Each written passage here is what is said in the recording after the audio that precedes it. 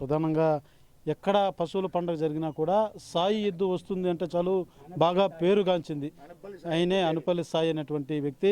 ఈయన కుటుంబ సభ్యుడు, ఆయన ఒక తనయుడు. ఈయనకి తమ్ముడులాగా భావించేవాడు ఆ ఎద్దుని. ఎలా జరిగిందండి, అసలు ఏమైంది?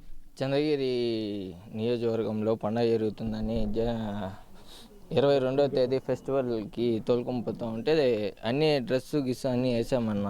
వేసి దారాలు తెగిపోయాయి. ఆపోజిట్ వ్యాన్ ఉన్నింది. వ్యాన్కి పోయి నేరుగా గుద్దుకొని మైండ్ అప్సెట్ అయిపోయింది. మైండ్ అప్సెట్ అయిపోయే లోపల అక్కడ వద్దనేసి ఇంక ఇంటికే వేసుకొని వచ్చే లోపల డైరెక్ట్ కోమాలోకి వెళ్ళిపోయేసి ఒక 4 days ఉన్నింది. 4 days ఉంటేనే డాక్టర్స్ ఇక్కడ నుంచి కాకుండా బయట రిఫర్ చేసి నెల్లూరు నుంచి వచ్చారు, ప్లస్ కర్ణాటక నుంచి కూడా వచ్చి చూసేసిపోయారు. అక్కడ నుంచి ఇక్కడ నుంచి కాకుండా ఇంకా అందరూ చెప్తే ఇంక మన చేతిలో ఏం లేదు, అంత దైవేక్ష 50-50 చాయిస్ అన్నారు. సరేలే ఏముందిలే, మన వల్ల ఇంకాడికి ప్రయత్నిద్దాం అనేసి నాటు వైద్యాలు చేసేవాళ్ళ కాడ కూడా ఇక్కడ పాకాల మండలంలోకి వెళ్ళి అతను కూడా తొడుకొని వచ్చాము. తెల్లారితో బాగానే ఉన్నింది. కరెక్ట్గా 3:45కి ప్రయాణం పోయింది.